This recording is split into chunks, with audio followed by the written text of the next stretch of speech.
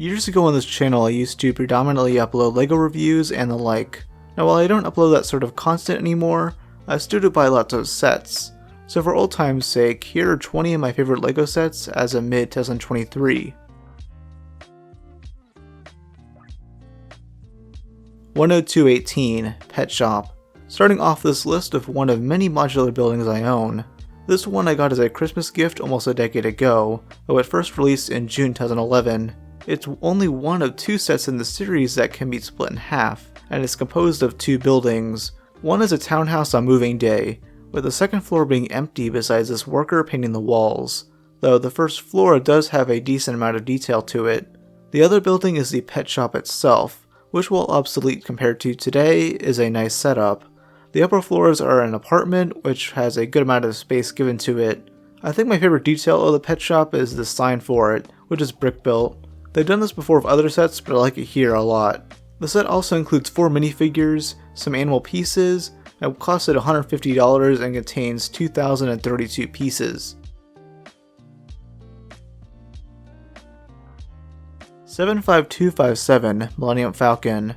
I own a pretty sizable LEGO Star Wars collection, much of it would have featured here.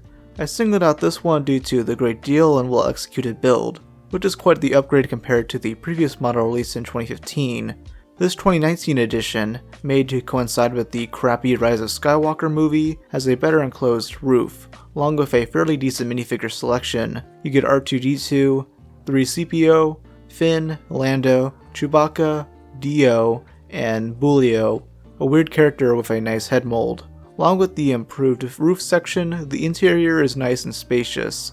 The play features are standard with the spring-loaded shooters and spitting turrets. The only actual complaint is the price, which is $20 more than the previous version, now at $170. It has 1,351 pieces. 10220 Volkswagen T1 Camper Van. This is the original 2011 model with the red coloring, not the recent 2021 T2 model with the blue coloring. While I like the colors of that one better, the T1 is just plain nostalgic for me. It's a giant detailed build of the original 1962 vehicle.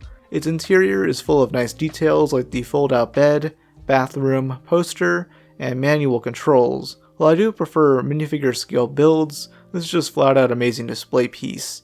The only other set like this that I have is the Ford Mustang set from 2019, which I paired with this one. The Volkswagen van set was a lot more affordable and the original went for $120 with 1,334 pieces.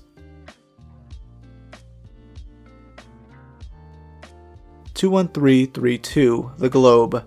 Whenever I have a friend come over, one of the first things in my room that catches their eye is this LEGO globe. It's truly one of the most complex and intricate builds I own, and is one of the best idea sets LEGO's put out. While the building process can be a bit repetitive, it looks amazing on display, and I'm glad I got it instead of the map set. That one would have been 50 times more repetitive to build and wouldn't look as great. This set is structurally sound and it has a complex system of gears that allow you to spin the entire thing with ease. There are also glow-in-the-dark prints for many of the notable features, and the other prints are great too. I bought it the weekend it came out, during early February 2022. It costs $200 and has 2,585 pieces. 2507 Fire Temple. This is the first of quite a few Ninjago sets on the list, and it's not even the only one from the pilot season to be featured here. It has 4 main builds, 2 side bridges, the mighty fire dragon, and the temple itself. When I was younger, I thought it was so cool that the fire temple could split in half, which is a play feature that allows the dragon to emerge. There wasn't much else to the interior, but that function makes it all worth it. The fire dragon itself is a pretty substantial build too, and it could have even been its own set. It has the opening wings, molded head, and launching fireball. And while none of the minifigures are exclusive, they still are a good selection. This is one of 2 sets to include Samukai, and the other 6 minifigures are Kai in his dragon suit, Sensei Wu, Zane, Nia, Cruncha, and Lord Garmadon. When it was released in August 2011, it cost $120 and contains 1,174 pieces. 21338 A-Frame Cabin. Despite really liking the Globe set, this is my favorite set to come out of LEGO Ideas. In my opinion, this is the first really good LEGO cabin. You're able to open it up from the two frames while also being able to separate the floors modular style. The inside is really detailed with the kitchen and record player on the first floor and the bedroom on the second floor. I really like how they included the mini build of the LEGO Ideas Treehouse set. I'm glad they kept in the use of the hammer piece, which the original project contained. These side builds slide right in through Technic pins and add a lot to the displayability. You even get one of the new otter pieces that are only in one other set. You also get 4 minifigures and other animals. It costs $200, has 2,082 pieces, and was released in February of this year. I actually bought it the exact day it came out. $102.32 Palace Cinema. This is another modular building set I got for Christmas alongside the pet shop, though it originally came out in spring 2013.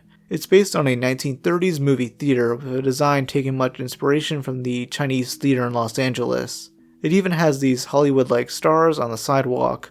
I really like this brick-built sign included, which they've done before, but I like this one with that technique the best. One interesting fact about this modular is that it's the only one to use stickers.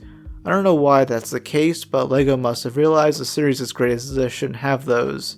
These posters on the front are super creative and actually use the names of the LEGO designers. The inside is pretty spacious and makes great use of the red base plate. There's ticket stands with a snack counter, with stairs leading to the screening room. A projector plays the movie 3 clicks and a snap, and there are 6 reclining seats here to view it. Along with including 6 minifigures, there is also a limousine. The Palace Cinema went for $150 upon release and contains 2,196 pieces.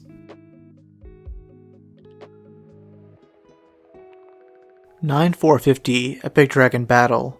The best way to describe this set is just awesome. Simply awesome. You get the 4-headed Ultra Dragon, the Great Devourer, part of the Lost City of Ouroboros, and 7 minifigures. For those, you get the Green Ninja, which is the only way to get him before that spinner came out, Sensei Wu, Jay in his ZX outfit, Lord Garmadon with all 4 golden weapons, Chokun, and 2 Serpentine generals who have remained exclusive, Scaldor and Acidicus. The Ouroboros side build is actually quite decent, as it contains 2 prison cells and a play feature to drop toxic waste into one of them. The Great Devourer is pretty posable and has a function to open the jaws. I really like how they use this big ugly rock piece to allow it to fit a minifigure inside. The Ultra Dragon though is the main draw. It has these 4 molded heads, semi-posable feet, and a feature to flap the wings. The 2019 remake is definitely a better build overall, but this set is generally a more impressive build and has a lot of nostalgia for me. It has 915 pieces and originally went for $120. One more thing to note is that the leaked box art looks so much cooler than the one we got, but I guess they didn't change it for consistency reasons.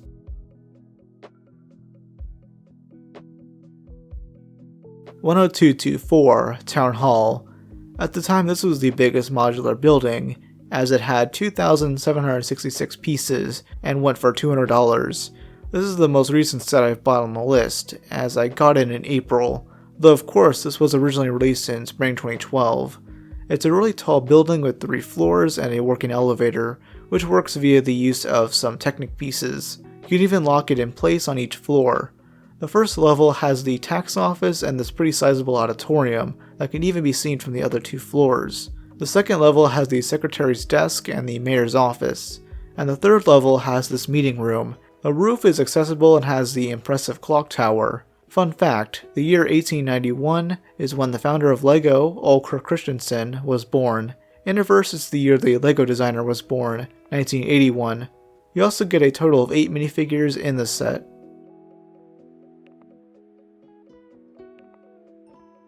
$75810, The Upside Down.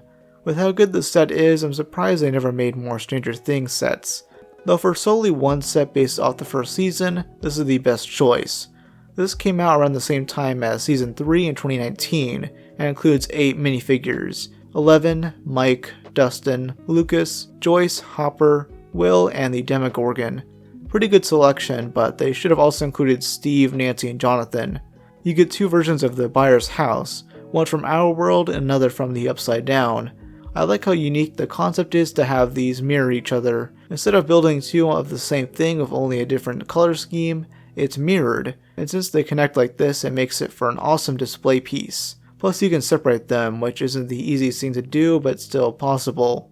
You also get a nice interior with Will's bedroom, the living room, and the Christmas lights with a light brick function. I actually bought this one last summer after it retired. It originally went for $200 and has 2,287 pieces. 10297 Boutique Hotel. This is a really underrated modular building in my opinion, as it kinda went under the radar despite its great qualities. It came out just last year as a 15th anniversary set, with references here and there to past modulars. It's a really classy hotel meant as a slight remake of the first ever building in the series, the Cafe Corner. The first level contains the main lobby with a rack of keys and nice tiling. These massive stairs lead to the second floor with an economy class room and the private terrace. Both are pretty well laid out, though not as much compared to the penthouse suite on the third floor. This not only has some nice furnishing, but a detailed bathroom too. The colors on this model are incredibly unique, with the use of medium green and flesh colored bricks. The architecture is something I've never seen before either. There's also this little art gallery with a creative installation with the Old Creator Expert logo. The roof of that has a nice bar area with a massive fern tree. This includes 7 minifigures, 3,066 pieces, and goes for $230. 5974 Galactic Enforcer. Space Police is a decently old LEGO theme I didn't grow up on, but the sets are still really appealing to me. This was the biggest among them, a giant mobile base for the Space Police force. First, it contains 40 touchable vehicles, 2 of which act as engines. Another is a rover that can be found inside the ship. The other is quite substantial of a build and uses one of these big windscreen pieces in transparent blue. There's also these prison cells which can detach and have a target point. Cranks' ship has one of the old rock shooters, which will allow you to break them open. A hatch allows you to access the rest of the build, which has more controls and an interrogation room, with some sort of lie detector test. For minifigures you get 4 Space Police officers, Cranks, Slizer, and a spaceman statue, which is meant to commemorate 30 years of LEGO space sets, back in 2009. The Galactic Enforcer was priced at $100 and contains 825 pieces.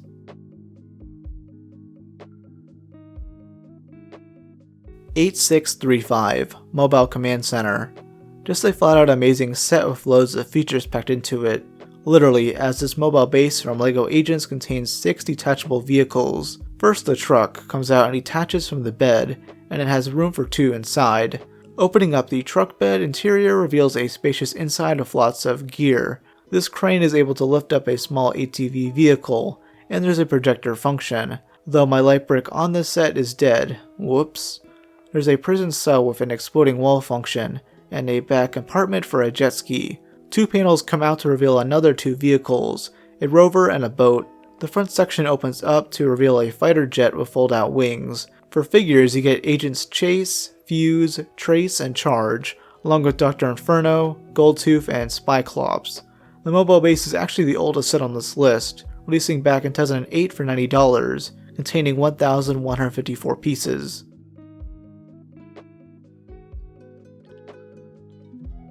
70738 Final Flight of the Destiny's Bounty. I have mostly all the Destiny Bounty sets, but this is a personal favorite. I'm not 100% sure why, but it's probably due to a mix of nostalgia and how much it contained in this $120 set. It contains loads of features, as you'd expect, such as opening sails, hidden compartments, the stud shooters, and the thrusting engines. These move super smoothly, and when pulled out reveal these spring-loaded shooters. The interior is a load more spacious compared to the 2012 model, which comes with controls and for some reason a rat with cheese. The roof has a balcony and a second floor with Neo's workshop, which is a flying motorbike. Some of the other bounties are objectively better, but it's my list and I just like this set a lot. Plus it has the best minifigure selection out of them all, with Sensei Wu, Cole, Nia, Lloyd, Moro, Gultar, Bancha, Soul Archer, Spider, and these 2 Screamer Ghosts. Oh, and let's not forget about this Ghost Dragon, which I'll get a few angry comments about because I didn't call it a Wither. It's got some posability and some nice pieces to it. Released back in 2015, this set contains 1,253 pieces.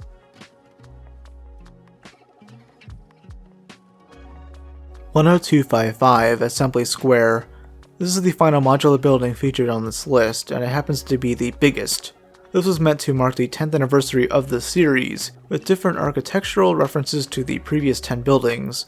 I mean, one of the buildings here is a remake of the Cafe Corner, though not with the hotel part. It's a really spacious coffee shop with stairs leading to the other floors. One is a music store and the other is a dance studio, but using this interesting mirror piece. The second building is a flower shop, so tall in fact that part of the wall needs to be taken out to see some of it. Next to that is the bakery, with this massive wedding cake by the window. Stairs lead to the second floor of both buildings, one having a cozy dentist's office, and another having a small photography studio with an old camera.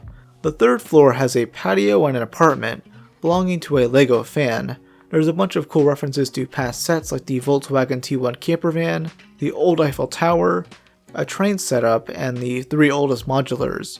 You even get a box for the Cafe Corner, along with 8 minifigures. It originally went for $280 and contains 4,002 pieces. Despite releasing 6 years ago in 2017, it's still being sold in LEGO stores, and I bought it online back in February. 9516 Jabba's Palace.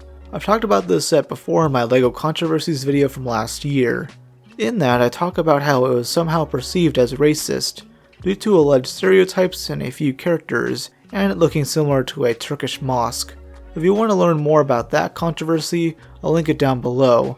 But besides all that, this set is fantastic and has held up super well despite releasing in 2012.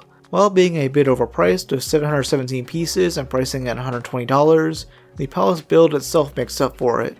You're able to open up the door with a nice mechanism. Jabba's throne is able to move back and forth, revealing the trap door. This works, though it was meant to work in tandem with the Rancor pit set released half a year later. The roof, which comes off easily, for some odd reason has a flick-fire missile. This is one basically every LEGO set had one, even if they didn't fit at all. The front opens up and reveals the cooking pot and some loot. And yes, they have a pipe with a frog in it. The minifigure selection is one of the best I've ever seen, with Jabba himself, Leia with the Bouche disguise, Chewbacca, Bib Fortuna, Han Solo on Carbonite, a Bamar monk, a Gamorrean guard, Salacious B. Crumb, and Ula, which was a daring choice since she's basically an alien stripper with her breasts visible.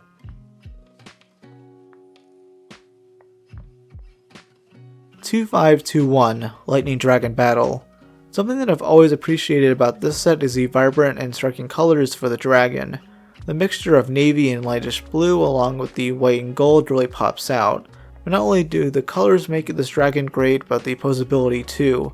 It has a long and more slender body than some of the other dragons with terrific articulation. You can easily move the 4 legs, tail, neck, and head, and the massive wings. You would truly not understand how big these wings are unless you see the set for yourself. The other building in this $80 set is the Skeleton Helicopter, which while not being from the show is still a good build. It's fairly large and has an opening cockpit, a lower mouth, 4 flick-fire missiles with skulls on them, spinning blades, and a winch and claw to capture Sensei Wu. Not only do you get him, but also Jay in his dragon suit, Frackjaw, and Cruncha. It contains 645 pieces, and was released in 2011 alongside the Fire Temple.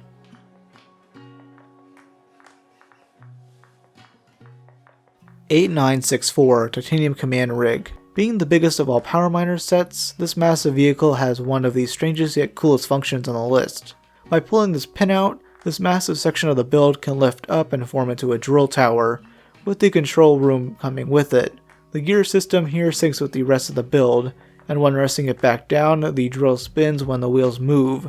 This crane on the side is able to move at so many degrees of articulation with the winch moving up and down, and the lift doing the same. This cage with the rock monster glaciator can attach to another section of the build, a lab area. It hooks on and has additional support. Along with the sides of the command rig are some additional tools, and these massive engine parts. Along with Glaciator, you get 3 power miners, being Brains, Duke, and Doc. Also included is the Big Fig Tremorox, coated in this cool looking translucent red. It has a function on the back where the left arm can chuck rocks, and even rock monsters. Released back in 2009, this set contains 706 pieces and cost $100.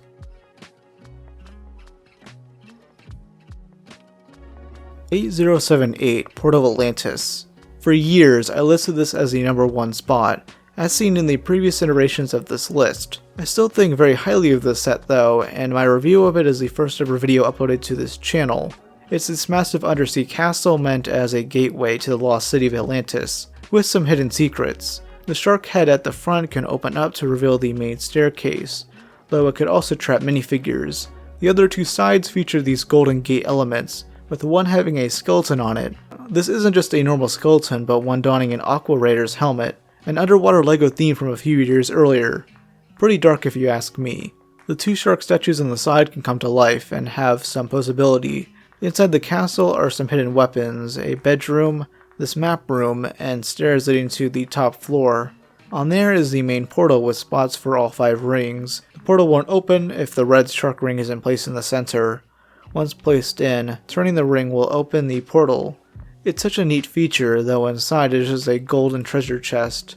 For minifigures you get 3 divers, Ace, Axel, and Samantha, along with a Shark Warrior, Squid Warrior, and the Portal Guard. Releasing with the Summer 2010 wave of Atlantis, this set costs $100 and has 1,007 pieces. $706.20 Ninjago City.